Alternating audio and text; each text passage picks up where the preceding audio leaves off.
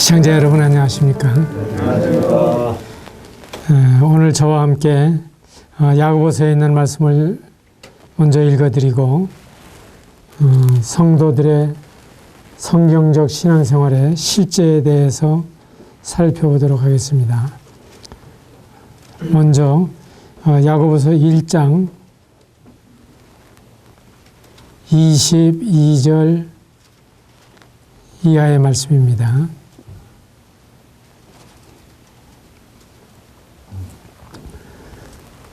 야고보서 1장 22절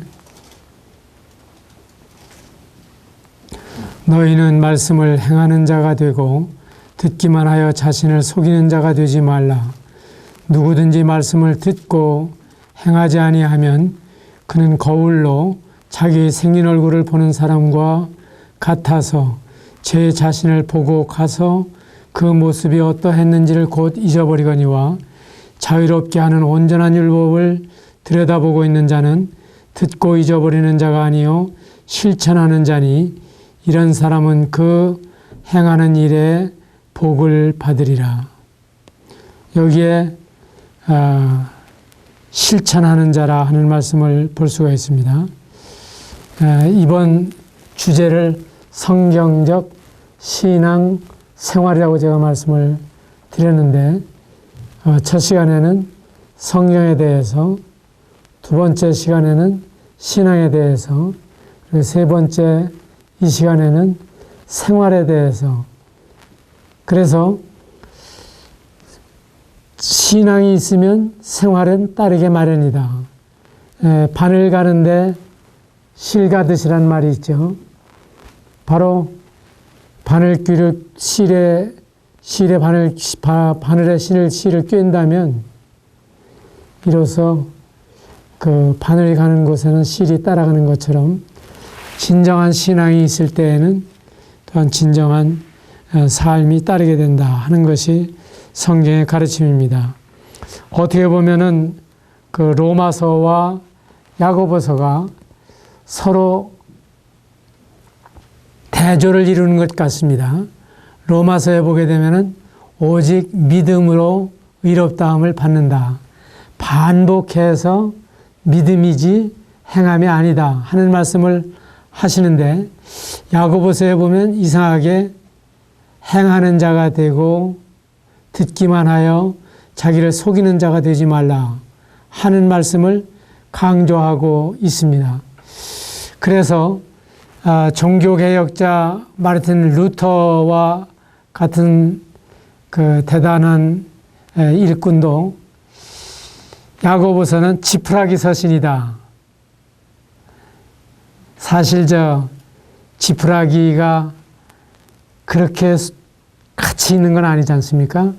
그와 마찬가지로 야고보서를 대수롭지 않게 여기는 그러한 경향이 있었어요.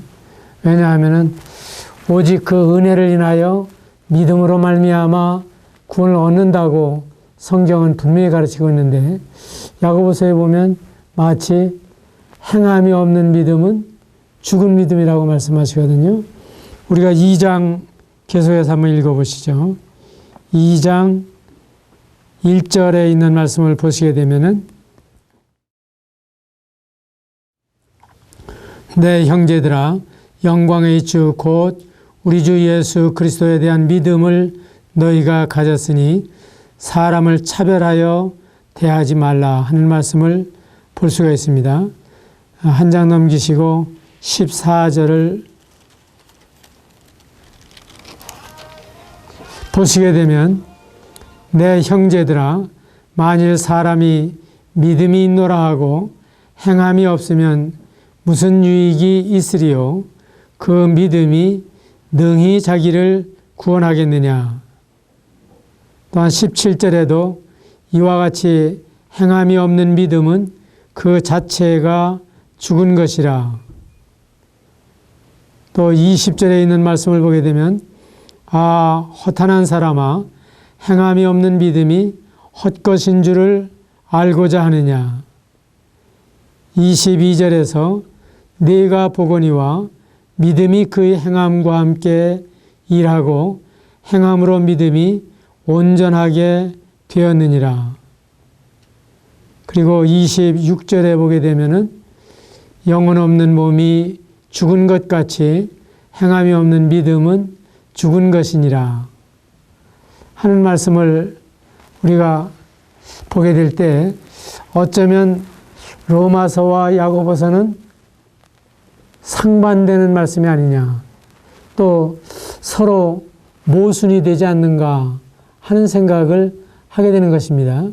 로마서에서는 행한 것이 없이 의롭다함을 받을 자들에 대해서 말씀을 해주시는데, 야고보서에서는 계속해서 행함을 말씀하시고 있습니다. 그런데 성경이 스스로 진리를 거스르겠습니까?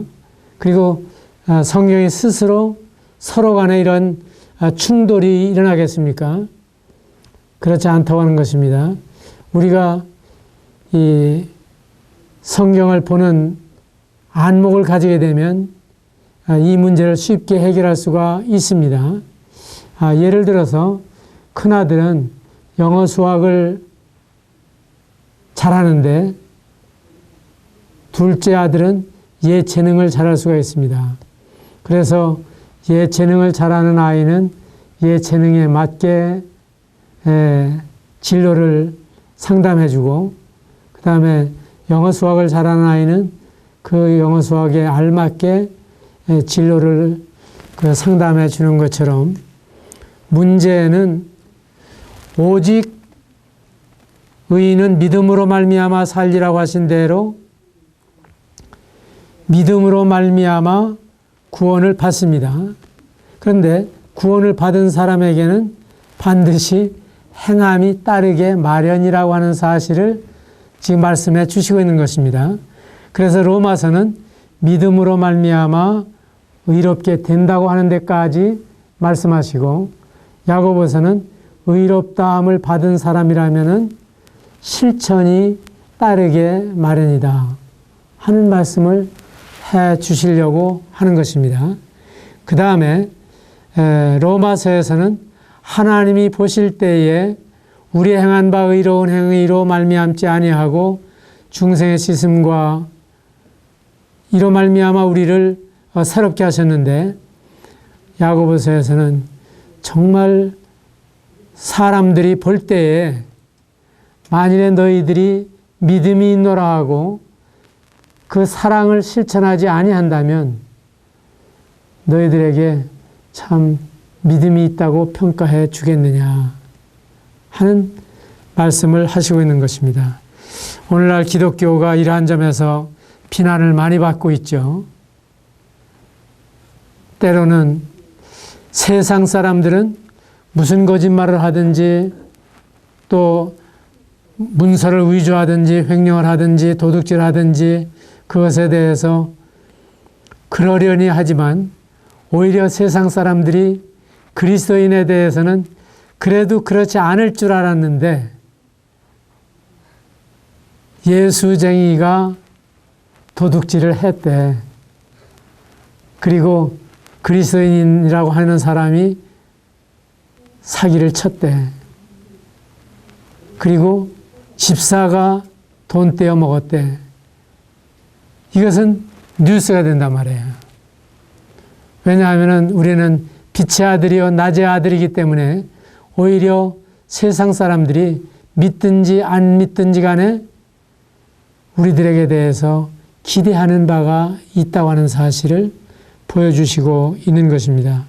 그렇기 때문에 우리에게 있어서는 성경적 신앙생활에서 믿었다고 하는 사실과 함께 그 열매가 나타나야 할 것을 보여주시고 있는 것입니다. 열매가 있어서 그 나무를 판단하는 것처럼, 그래서 감나무에 감이 열리고 사과나무에 사과가 열리는 것처럼 바로 어떤 열매인가를 보면서 그 사람은 참 믿는 사람답다, 이런 평가를 받는다고 하는 것이 이 야고보서에서 말씀하시고 있는 것입니다. 그래서 신앙과 생활의 관계로 보게 될 때에 신앙은 전혀 우리에게 행위를 요구하지 않는다. 그러나 세상은 그리스도인에게 있어서 행함을 통해서 저 사람들이 어떻게 믿고 있는가, 정말 믿음의 내용이 진실한가, 도덕적인가, 이러한 점을 평가한다고 말씀해 주시는 것입니다. 그리고 우리를 구원하신 목적이 에베소서 2장 10절에서 말씀하신 대로 우리는 그의 만드신 바라 선한 일을 위하여 지으심을 받은 자니, 바로 우리를 구원해 주신 목적이 그 선한 일을 행하는 데에 있기 때문에 이러한 점에서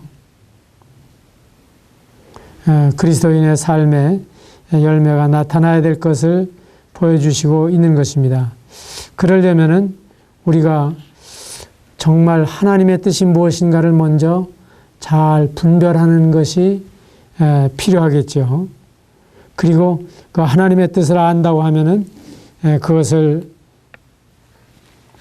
순종으로 옮기고자 하는 이러한 자세가 필요할 것입니다. 요한복음 6장 40절에 있는 말씀 찾지 않으셔도 좋은데, 이 말씀에 보게 되면 하나님의 뜻에 대해서 말씀하실 때 첫째로 내 아버지의 뜻은 아들을 보고 믿는 자마다 영생을 얻는 것이다. 그래서 하나님은 모든 사람이 구원을 받으며 진리를 아는 데 이르기를 원하신다. 디모데 전서 2장 4절에 있는 말씀인데, 이러한 말씀들을 보게 되면 하나님께서 모든 사람이 구원을 받으며 진리를 아는 데 이르기를 원하시고, 그리고 모든 사람이 바로 믿는 자마다 영생을 얻게 되는 것을 하나님이 소원하신다고 하는 것입니다. 그러면 나도 정말 영생을 얻고 싶고 하나님께서도 우리가 영생 얻기를 원하신다고 하면 이것은 정말 영생 얻기가 쉬운 것이 아니겠습니까? 그렇기 때문에 영생을 얻는 데 있어서는 아무런 짐도 우리에게 지워주지 않으셨습니다. 두려워 말고 믿기만 하라. 믿는 자마다 영생을 얻는다. 그리고 주 예수를 믿으라. 그리하면 너와 내 집이 구원을 얻으리라. 이 첫 발자국이 믿음이요, 첫 발자국이 영생이라고 하는 것입니다. 그러면 하나님의 뜻이 거기에 머물러 있느냐? 두 번째로 하나님의 뜻은 참으로 예수님을 믿은 사람에게 기대하시는 것이 거룩이라고 하는 것을 알게 되는 것입니다. 데살로니가전서 4장 3절에 있는 말씀을 보게 되면 하나님의 뜻은 이것이니 너희의 거룩함이라 말씀하시고, 또한 갈라디아서 5장 16절에 있는 말씀을 보게 되면 내가 이르노니 너희는 성령을 좇아 행하라. 그리하면 육체의 욕심을 이루지 아니하리라.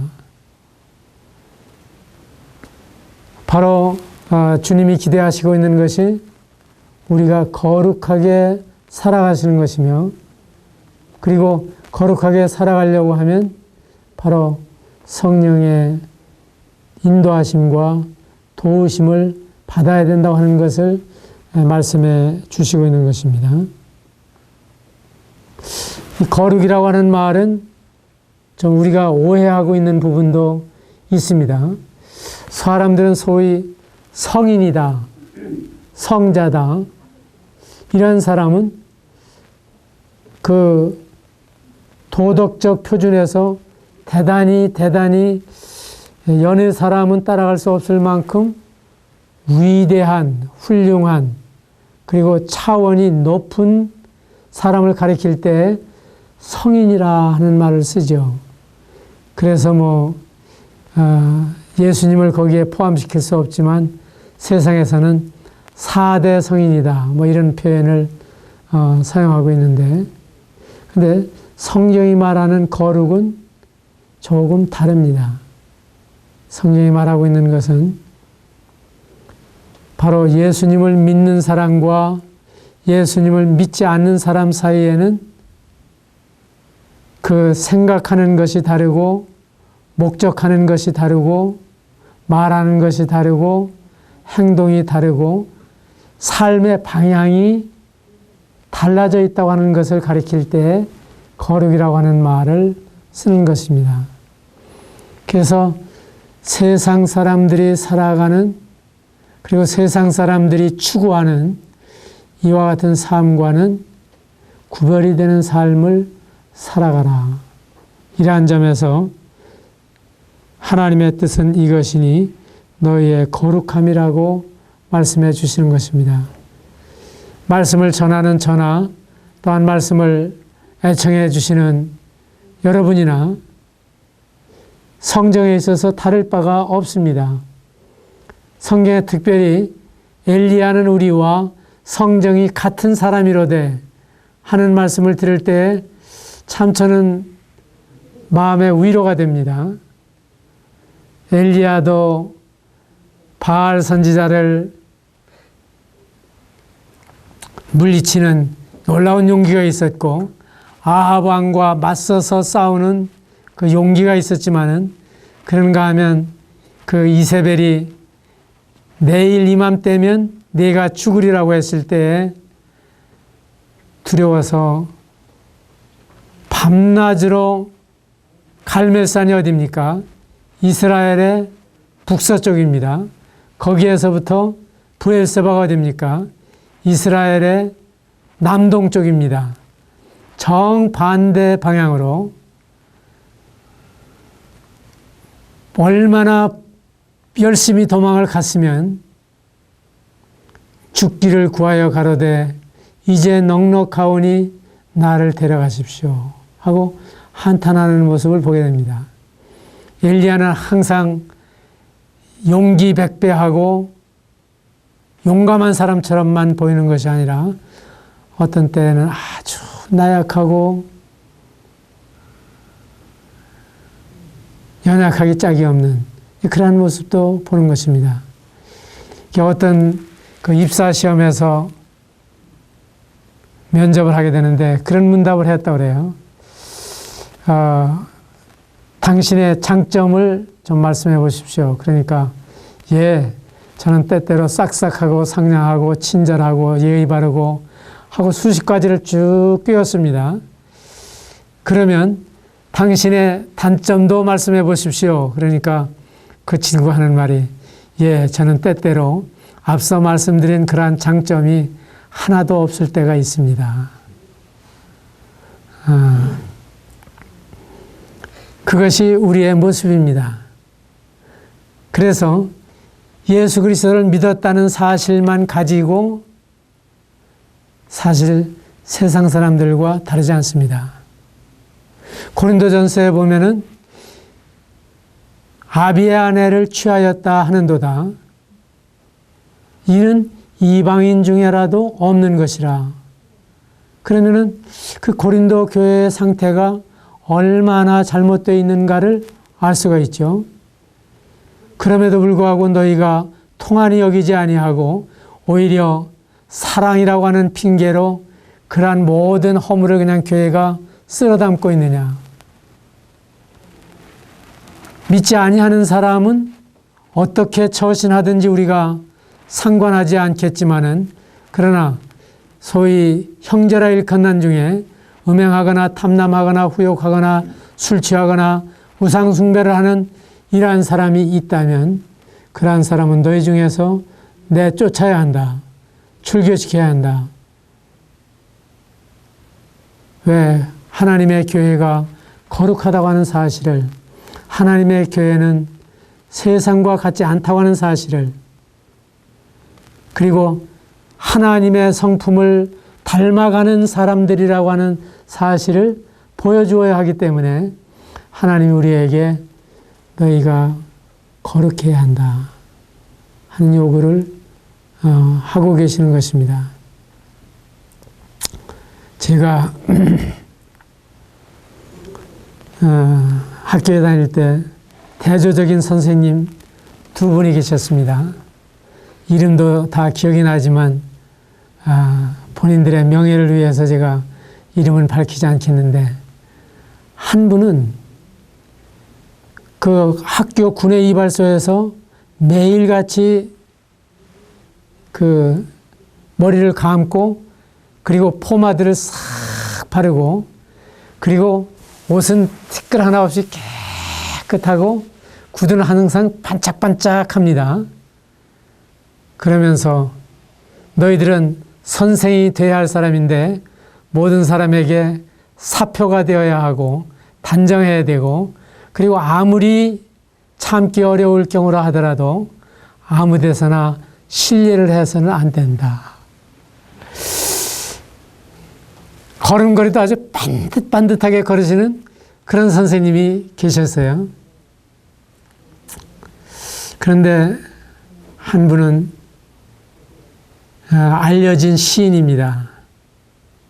그 대전에 가면 시비가 세워져 있고, 그리고 그 선생님이 이제 우리에게 국어를 가르쳐 주셨는데, 그 선생님은 항상 5분 전이에요. 그리고 수업 시간에도 그 아주 자연스레 늘 생각하시고 있는 그 자기의 시상, 이런 것들을 가지시고 깨뜨리지 않으려고 인사도 받는 동 마는 동 하시고 수업을 하시고, 그리고 이 앞자락을 보면은 김치국물, 찌개국물이 좀 이렇게 얼룩져 있어요. 그리고 수염도 조금 길어 있어요. 사실 저는 그 선생님을 더 좋아하는데,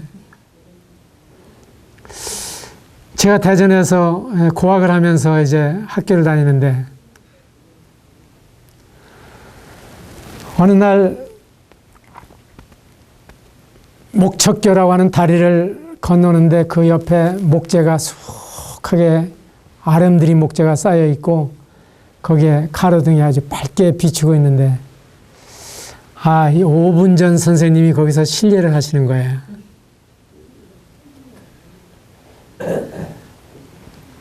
그래서 그게 얼마나 저에게 그 대조적인 선생님으로 두 분이 남아있는지 모릅니다.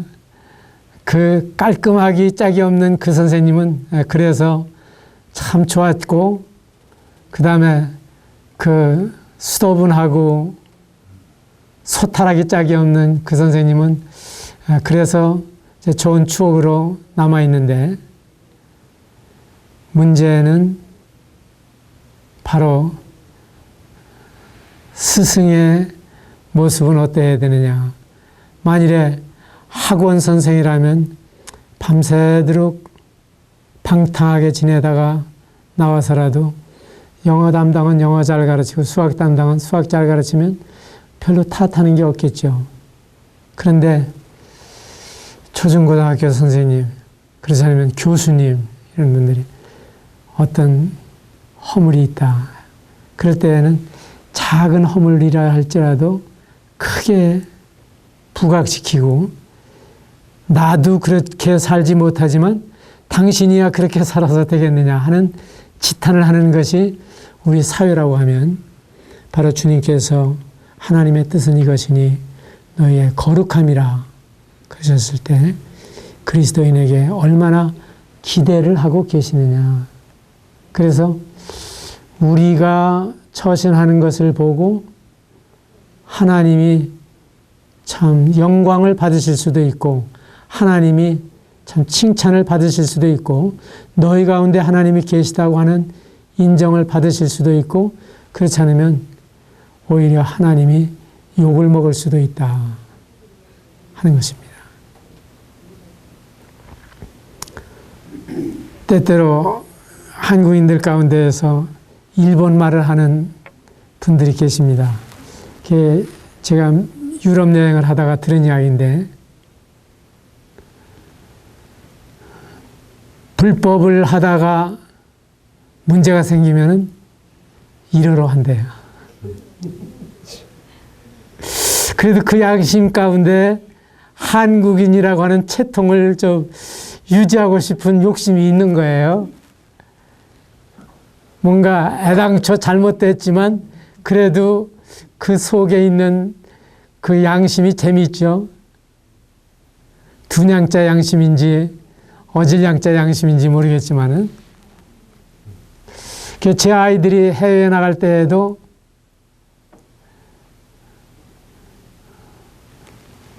절을 하고 무릎을 꿇고 앉아 있길래 제가 그런 이야기를 했습니다. 은진송가로서 부끄럽지 않게 처신하고 돌아와라. 그 다음에 그리스도인으로서 당당하게 처신해라. 한국인으로서 올바르게 처신해라. 그 세 가지를 제가 부탁을 했습니다. 송가가 나가서 일을 저지르면은 도매금으로 욕을 얻어먹을 수도 있죠. 그 다음에 한국 사람과 일본 사람, 중국 사람을 서양 사람들은 잘 구분하지 못해요. 그런데 한국인이라는 것을 알게 되면 한국 전체가 욕을 얻어먹죠. 저희가 선교사들과 통역을 했었는데 몇몇 그 미국 사람, 영국 사람이 그 친절한 모습을 보면서 아, 미국 사람은 참 친절해. 그리고 참 매너가 아주 참 훌륭해. 이런 이야기를 많이 했단 말이에요. 그러면 우리가 미국 사람 다 봤습니까? 서양 사람을 다 봤습니까?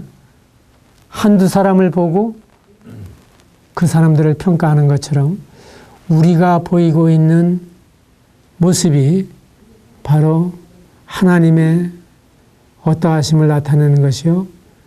또한 교회의 어떠함을 드러내는 이러한 모습이기 때문에 우리의 처신이 참 중요하다 하는 것을 말씀해 주시는 것입니다. 그래서 옛날부터 양반이 다른 게 뭡니까? 양반이 처신에 있어서 다른 것입니다. 옛말에 양반의 자식은 고양이 새끼와 같고 상놈의 자식은 돼지 새끼와 같다 하는 말을 했습니다. 그 말 뜻을 이해하시겠습니까? 돼지 처음 나누면요 얼마나 통통하고 예쁜지 몰라요. 토실토실하니 그렇게 귀여울 수가 없어요. 그런데 이놈은 자꾸 자라면서 하는 짓이 돼지 같은 짓을 하잖아요. 지저분한 것만 좋아하고. 근데 고양이는 처음에 낳아놓으면 아주 부시시해요. 꺼벙해요. 털도 별로 많지 않고. 그런데 이 고양이는 자라가면 자라갈수록 뭔가 품위가 있잖아요. 고양이가 호랑이 선생님이라고 그러잖아요. 호랑이한테 나무에 올라가는 걸 안 가르쳐 줬기 때문에 잡아먹으려고 그런대요.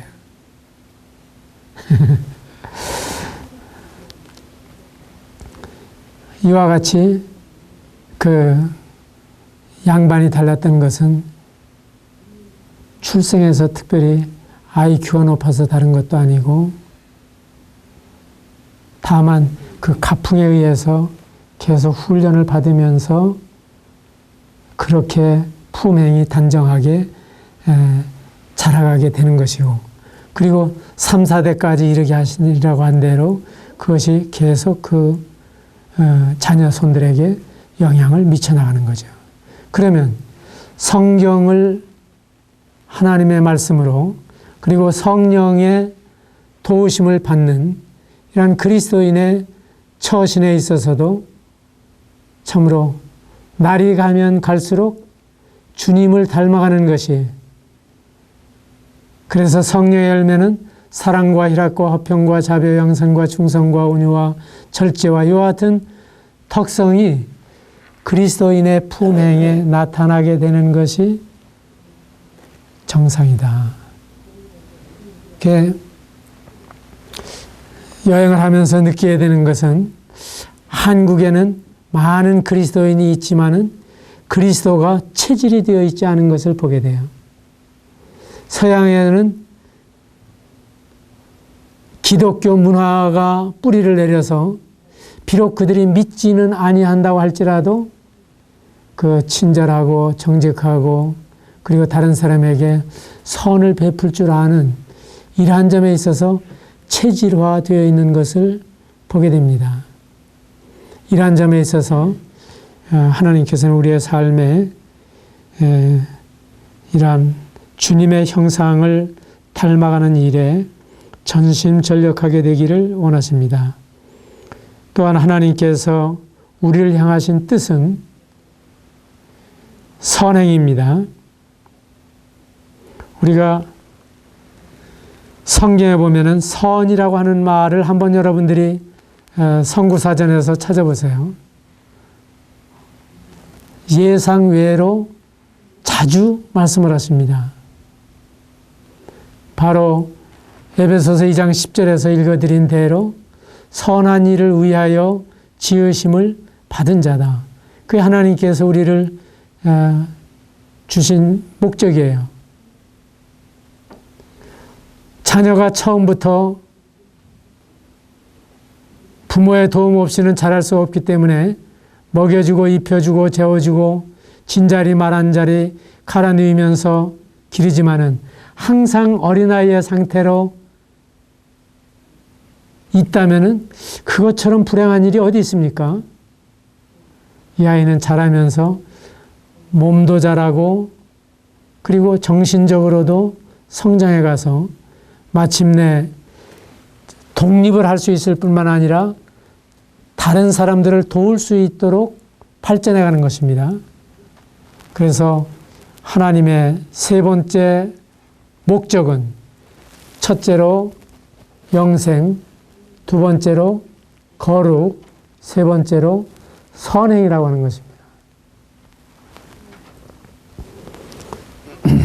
디도서 2장 14절에 보게 되면 그가 우리를 대신하여 자신을 주심은 모든 불법에서 우리를 구속하시고 우리를 깨끗하게 하사 선한 일에 열심하는 친백성이 되게 하려 하심이라. 로마서 12장 17절에는 아무에게도 악으로 악을 갚지 말고 모든 사람 앞에서 선한 일을 도모하라. 또한 로마서 12장 21절에 보게 되면 악에게 지지 말고 선으로 악을 이기라. 그러면 이제 좀 정리가 되실까 싶습니다. 오직 믿음으로 구원을 얻습니다. 그리고 구원 얻은 사람에게 하나님이 기대하시는 것은 행실입니다. 품행입니다. 그리고 그 품행 가운데에는 영생을 얻었다고 하는 그 신분과 함께 거룩해지고 그리고 그 거룩한 품행으로 선을 베풀 줄 아는 이러한 사람이 되기를 바라시는 것입니다. 그 선행이라고 하면 너무 다양해요. 이루 말할 수 없이 많아요. 제 아내가 가끔 시장을 이제 보는 때가 있는데 손님이 여러분이 오시게 되고 시장을 보게 되면 물건이 많아지죠. 그리고 어떤 때는 배낭을 짊어지고 나갑니다. 어떤 때는 그 끌고 다니는 바퀴가 달린 것을 가지고 나갑니다. 그래서 메고 끌고 돌아올 때가 있습니다. 그래서 손이 하나도 남지 않을 만큼 들고 옵니다. 또 임지를 상당히 잘합니다. 제 두상처럼 생기지 않고 여기가 납작하게 생겼어요. 그래서 얹어놓으면 이게 두 손을 내려놔도 아주 안전하게 이동을 할 수가 있는데, 근데 가끔 도움받은 이야기를 해요. 정말 한 청년이, 제가 좀 들어드릴까요? 어디까지 가십니까? 그래서 그 지하철에서 이동을 할 때라든지, 또 심지어는 자기 목적지가 아님에도 불구하고 내려서 올려주고 들어가는 그런 청년들의 모습을 보면서 참 감동을 받는다 하는 이야기를 듣습니다. 참 작은 일이죠. 제가 산책을 나가면 산책을 나오는 할머니가 계십니다. 근데 그 할머니는 연세는 물어보지 않았지만 대개 얼굴에 쓰여 있잖아요. 80을 넘으신 것 같아요. 근데 언젠가 잃어버린 자기 여동생을 혹시나 만날까 하고 나온다는 거예요.